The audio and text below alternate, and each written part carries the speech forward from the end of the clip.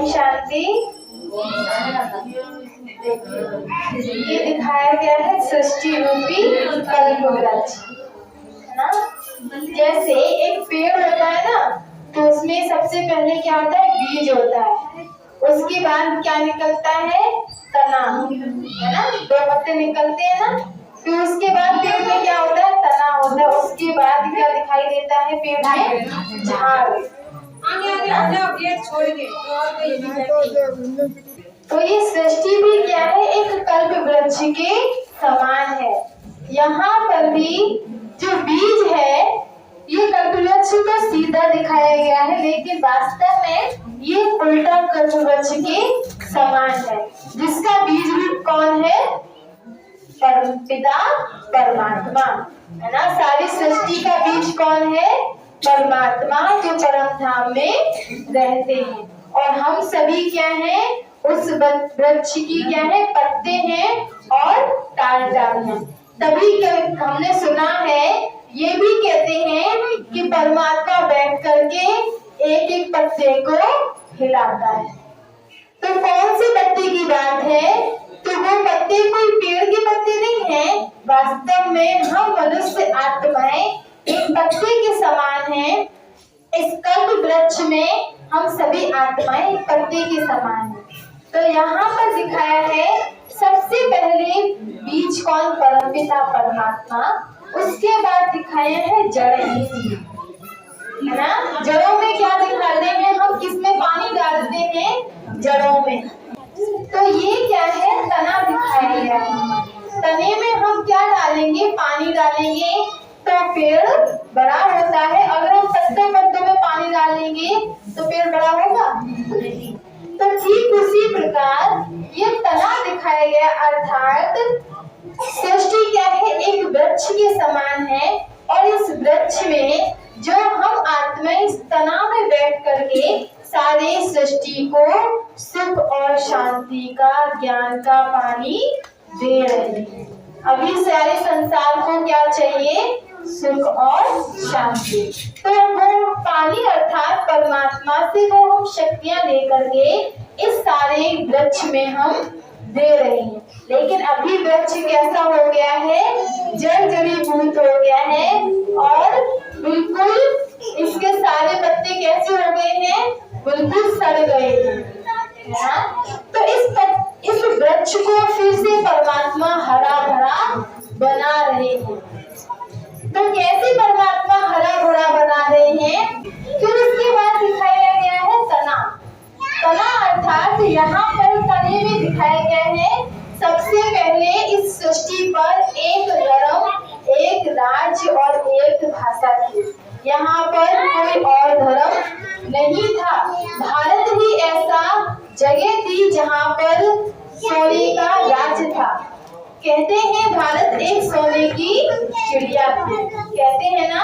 तो कब थी, सभी मानते हैं भारत एक सोने की चिड़िया थी, सभी मानते हैं ना, सभी का मानना है। लेकिन कब थी, कौन सा वो समय था, वो किसी को पता नहीं है। तो वास्तव में ये एक जो भारत है ना, भारत भूमि, इसीलिए भारत भूमि को पवित्र भूमि भी कहा जाता है। क्यों, क्योंकि भारत में देवी देवताओं का राज्य था। यहाँ पर देवी देवताएं राज्य करते थे। भारत सोने की चिड़िया थी और यहाँ सोने और हीरे के महल थे। सुख शांति से भरपूर राज्य था। वहाँ पर धन धान्य भरपूर था। घी दूध की नदियां बहती थी। आपस में प्रेम और भाईचारा था। गाय और शेर एक घाट पर पानी पीते थे, है ना। तो वहाँ पर कोई हिंसा का नाम नहीं था।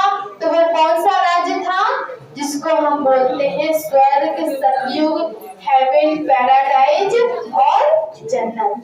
अलग अलग धर्मों में अलग अलग नामों से हम जिसको जानते हैं। वो युग था सतयुग। तब इस सृष्टि पर कोई और धर्म नहीं था और वहाँ एक राज्य और एक भाषा और एक धर्म था। वहाँ कोई और धर्म नहीं था। वहीं पर हम सभी राज्य करते थे। फिर उसके बाद क्या हुआ, जैसे एक मकान होता है, मकान हमेशा नया बना रहता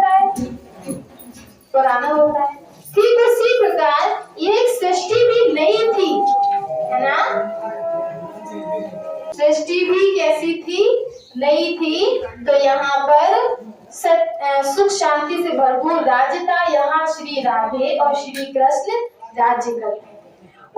उनका जब स्वयंवर होता है वो ही लक्ष्मी और नारायण कहलाते हैं। तभी लक्ष्मी नारायण की कभी बचपन का स्वरूप नहीं दिखाते, उनके बचपन का स्वरूप है राधे और कृष्ण। फिर उसके बाद क्या हुआ, जैसे मकान नया होता है ना, पुराना धीरे धीरे होता जाता है, ठीक उसी प्रकार सतयुग के बाद आया त्रेता युग। यहाँ पर भी एक धर्म, एक राज, एक भाषा थी। यहाँ कोई और धर्म नहीं था। यहाँ पर भी सुख शांति से भरपूर सभी थे। यहाँ पर कोई दुख हिंसा का नाम नहीं था। लेकिन क्या हुआ, यहाँ से थोड़ी सी कलाएं हमारी कम हो गई, लेकिन तब भी आपस में प्रेम और भाईचारा इस सृष्टि पर था। तो इसको हम बोलते हैं त्रेता युग। देखिए अंतर क्या था, यहाँ सोने की दुनिया और यहाँ चांदी की दुनिया। फिर उसके बाद त्रेता युग में किनका राज्य था, राम और सीता का। इसीलिए राम श्री कृष्ण के हाथ में क्या दिखाते हैं, बंसी दिखाते हैं, अर्थात वो हमेशा वहाँ चैन और आनंद की दुनिया थी। लेकिन उनके बाद त्रेता युग में क्या दिखाया गया, धनुष बाण। धनुष बाण से हम क्या करते हैं, हिंसा का ही तो प्रतीक है। और बंसी क्या है, आनंद का प्रतीक। बंसी बजाते हैं तो आनंदमय हो जाते हैं, लेकिन धनुष बाण से हम क्या करते हैं, हिंसा करते हैं। तो वहाँ तो हिंसा का नाम निशान नहीं था, लेकिन थोड़ी सी कलाएं कम हो गई, इसलिए प्रतीक चिन्ह के रूप में वहाँ पर धनुष बाण दिखा दिया। फिर त्रेता युग में भी हम सुख शांति से भरपूर थे। उसके बाद क्या आया, द्वापर युग। द्वापर युग में हम क्या करने लगे, खुद ही देवी देवता थे, लेकिन द्वापर युग में आने के बाद हम क्या करने लगे, पूजा पाठ करने लगे, भगवान की पूजा करने लगे, भगवान को पुकारने लगे। और हम कैसे हो गए, थोड़े से, वहां पर भी सुख शांति था, दुखे नहीं थे, लेकिन हमारी शक्तियां धीरे धीरे कम हो गई, इसीलिए हम भगवान को पुकारने लगे। फिर क्या हुआ, हम भगवान को पुकारते पुकारते सबसे पहले भारत में शिवलिंग की पूजा हुई। उसके बाद किसकी पूजा हुई, श्री कृष्ण और श्री राधे की। उसके बाद लक्ष्मी और नारायण की। उसके बाद राम और सीता की। उसके बाद हनुमान और दुर्गे माता, गणेश जी, इन सभी की पूजा होना शुरुआत हुई। फिर क्या हुआ, जैसे जैसे पूजा बढ़ती गई, फिर हम क्या हो गए, दुखी परेशान होने लगे। परमात्मा को हमें पूजा करने के बाद भी सुख शांति नहीं मिली, तो हम परमात्मा को पुकारना शुरू किया। तो परमात्मा ने फिर क्या किया, एक एक करके सृष्टि पर पैगंबर को भेजा कि जाओ मेरा पैगाम दो, जाकर के मेरे बारे में सबको बताओ कि मैं कौन हूँ, कहाँ रहता हूँ, मेरा नाम क्या है, मेरा घर क्या है, और मुझसे अपना संबंध जोड़ो, तो आपके जीवन में दुख अशांति खत्म हो जाएगी और सुख शांति आपके जीवन में आ जाएगी। और जो सुख शांति की दुनिया थी वो किसने बनाई थी, स्वयं परमात्मा। फिर क्या हुआ, परमात्मा ने सबसे पहले भेजा इब्राहिम को। इब्राहिम द्वारा इस्लाम धर्म की स्थापना हुई। तो इस्लाम, इब्राहिम जी ने भी किनकी पूजा की, मतलब किनको माना, इब्राहिम धर्म में क्या है, वहां पर सबसे पहले देवी देवताओं की, जो मक्का मदीना है ना, वहां पर देवी देवताओं की पूजा होती थी। तो उन्होंने क्या किया, सभी मूर्तियों को हटा करके केवल एक शिवलिंग नुमा पत्थर रखा, और वहां ये परमात्मा का प्रतीक चिन्ह है, आप इसको मानो, परमात्मा को मानो, तो आपके सब दुख दूर हो जाएंगे। तो हमने क्या किया, जो उन्होंने इशारा दिया कि आप उनको मानो, लेकिन हमने क्या किया, जो जैसे टीचर है, स्कूल में मैथ पढ़ा रहा है, गणित पढ़ा रहा है, अगर हम उस सब्जेक्ट को ना पढ़े, डायरेक्ट उस टीचर को ही मानने लगे, उसकी पूजा करने लगे, तो हम पास होंगे।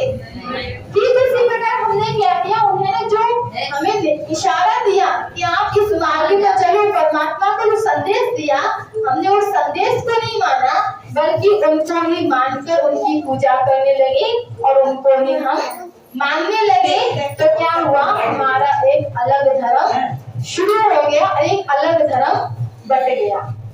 फिर परमात्मा ने देखा हमारे बच्चे अभी भी दुखी हैं, परेशान हैं, हमने इस बच्चे को भेजा लेकिन ये क्या हो, अलग धर्म में बट गए।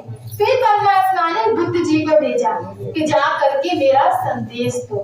तो बुद्ध जी ने भी क्या किया, परमात्मा का ध्यान किया था ना, तो उन्होंने भी परमात्मा का संदेश दिया, परमात्मा के बारे में बताया।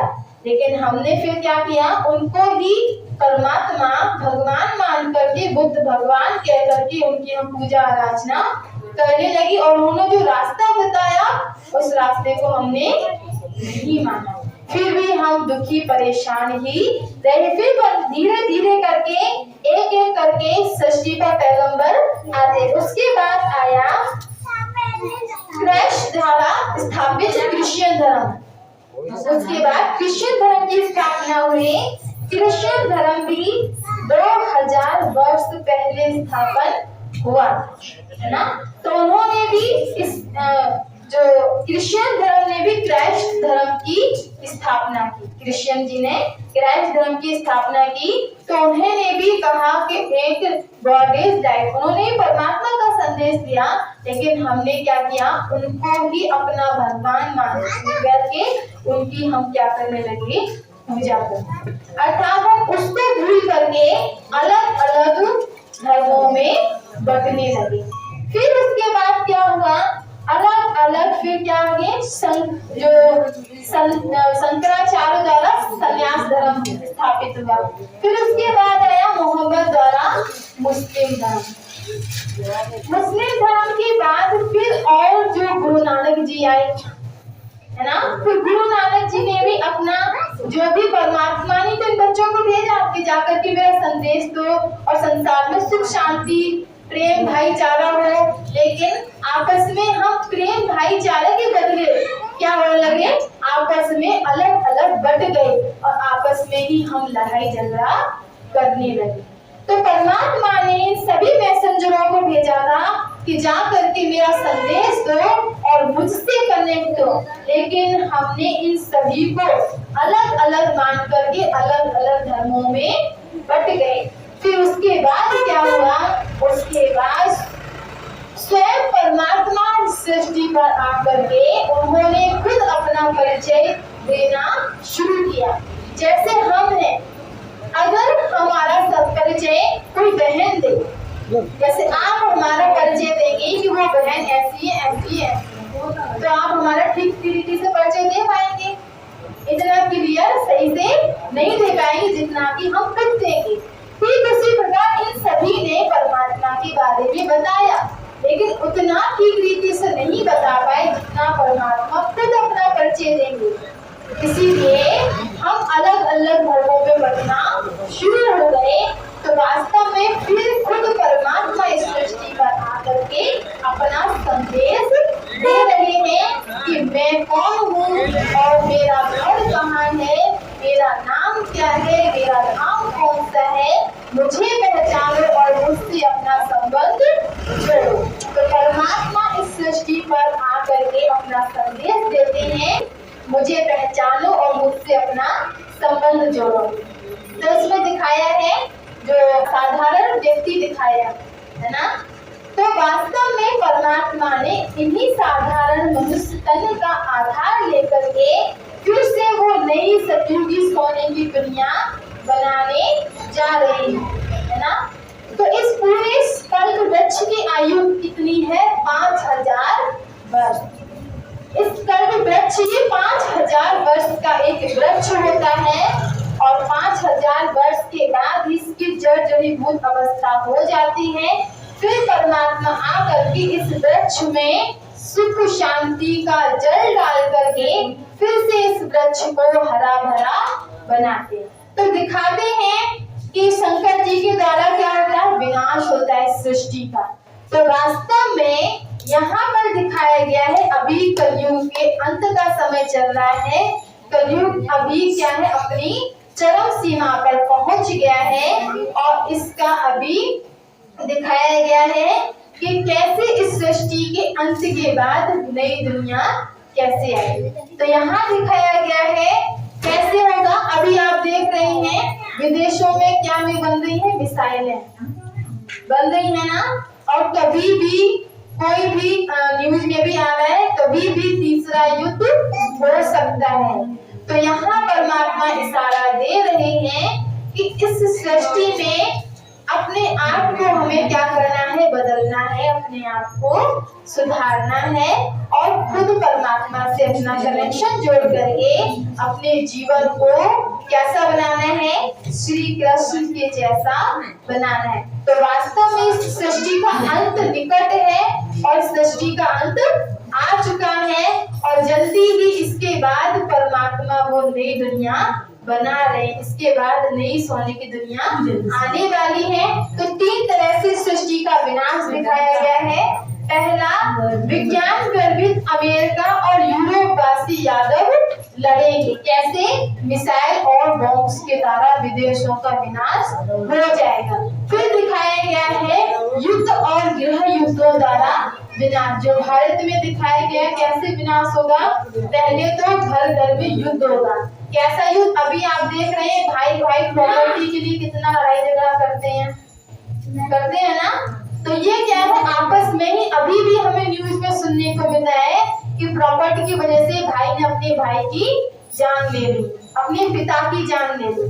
तो ऐसे क्या दिखाई दे रहा है कि भारत में युद्ध होगा, आपस में लड़ाई झगड़ा होगा। फिर दिखाया गया है जो प्राकृतिक आपदाएं, कहीं बाढ़ आ गई, कहीं भूकंप आ गया, कहीं सूखा आ गया, कहीं सुनामी आ गई। इसके द्वारा भी तीन तरह से सृष्टि का विनाश होगा। फिर उसके बाद कौन सी नई दुनिया आएगी जिसको हम बोलते हैं स्वर्ग और सतयुग, है ना। तो वास्तव में इस कलयुग के अंत का समय निकट है और फिर से वो नई दुनिया सतयुग सोने की दुनिया आने वाली है, जिसमें आप सभी आत्मा यहाँ पर जो सुन रहे हैं, तो आप सभी उस नई दुनिया में आने वाले हैं। बस आप सभी को क्या करना है, रोज आकर के यहाँ सुनना है और अपने जीवन को सुंदर और अच्छा बनाना।